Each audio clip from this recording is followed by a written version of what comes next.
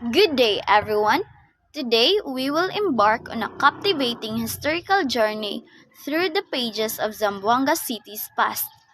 Allow me to provide a brief discussion of the background of the fascinating documentary Raiders of the Sulu Sea. At its core, this film centers on the vibrant city of Zamboanga, particularly highlighting the role of Fort Pelor as the Spanish final bastion of defense and their strategy of economic expansion in the South Philippines. On a broader scale, Raiders of the Sulu Sea present a look into the twines of Southeast Asia's developing free trade, intersecting with the aspirations and actions of the English, Dutch, and Spanish. These European powers aimed not just to rule the economy but also to impose their cultural norms through colonization and Christianization. As we delve deeper into the layers of this remarkable documentary, we uncover the repercussions of these historical encounters and their enduring impact. Stay tuned as we navigate through the currents of Raiders of the Sulu Sea. Miss Cabeles, the floor is yours. Thank you, Ms. Bukuya, for the warm welcome of our topic, the Raiders of the Sulu Sea. Now, let's discover the truth behind the Raiders of the Sulu Sea and judge by yourself. The Raiders of the Sulu Sea are also known in history as merciless, brutal savage, slaves, raiders, and most of all, pirates. This history is coming from the southern regions of the Philippines, particularly in Sulu Sea region. The Balangenge, Samal, Ilanan, and Tausug tribes attacked and raided Philippines in some of places. The Straits of Malacca, Java, Borneo, and all other Southeast Asia in the search for human cargo to feed the growing demands of slave trade in 16th to 19th century. The wielded deadly weapons were well organized and built formidable fast warships, and that runs circles around the bigger and heavier western ships.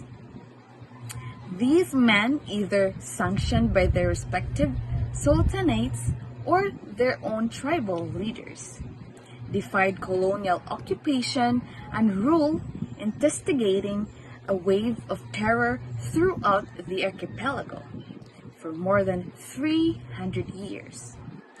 But there is an evidence that they were not merely the savage they were made about to be. Some historians have argued that those were indigenous people merely defending their way of life from the conquering of colonial forces. Others have said that we need to put this violence and slave raids into proper perspective. This is a story of a man who clung firstly to the truth, faith, eluding a technology superior foe. It is also the story of how men who lived by this word eventually died by it.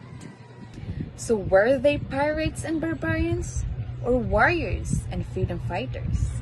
Let us know about that one, and it will be discussed more with the next reporter, Ms. Anzin. The virtual floor is yours.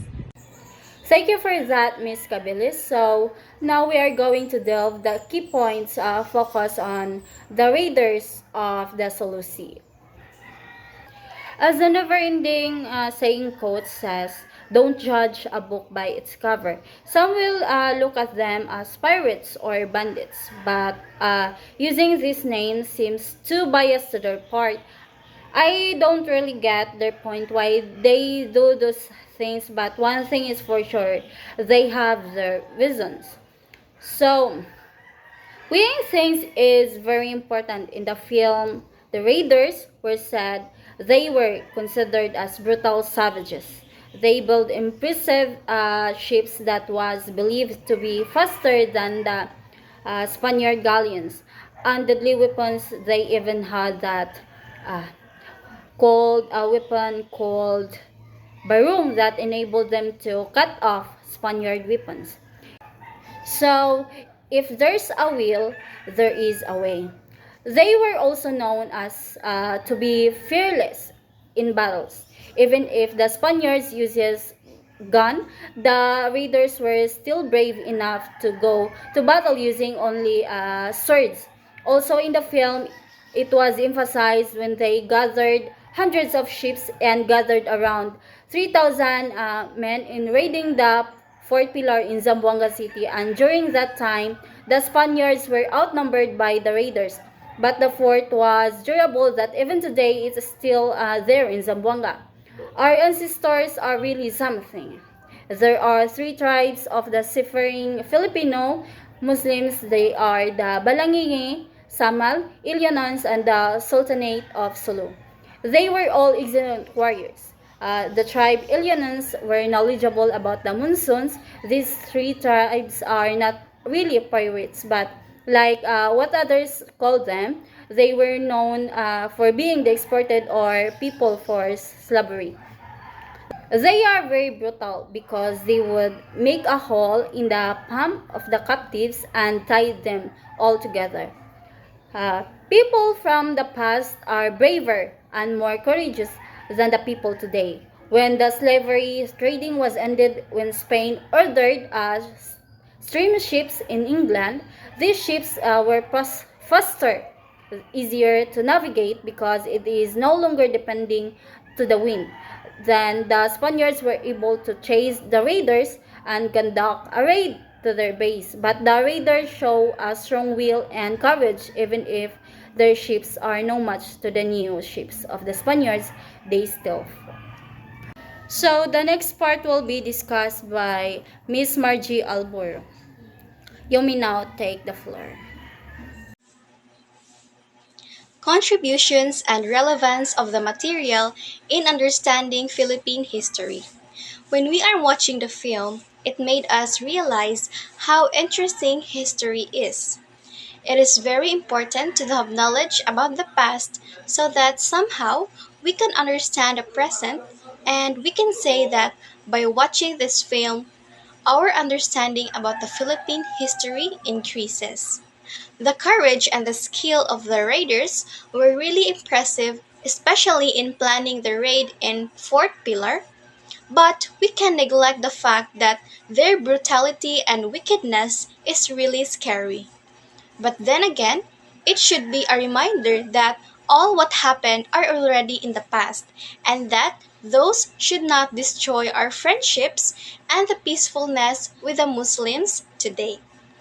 Well, in one way or another, Spaniards also shows brutality and wickedness. For me, it always comes down and depends on how we look at it in different perspectives and weighing things. Our learning experience. Even today, in some places, we all know that no matter what happened, there will still be this gap between the Christians and the Muslims. Well, this is still true in some few places. Come to think of it, that both parties praised only the same God. Why can't they just be at peace? Well, maybe because on how they approach each other and their different personalities.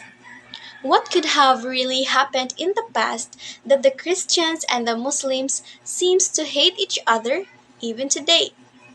In the film that we've watched entitled Raiders of the Sulu Sea, we have somehow seen maybe one of the reasons that when we Christians hear something about Muslims, we will react negatively.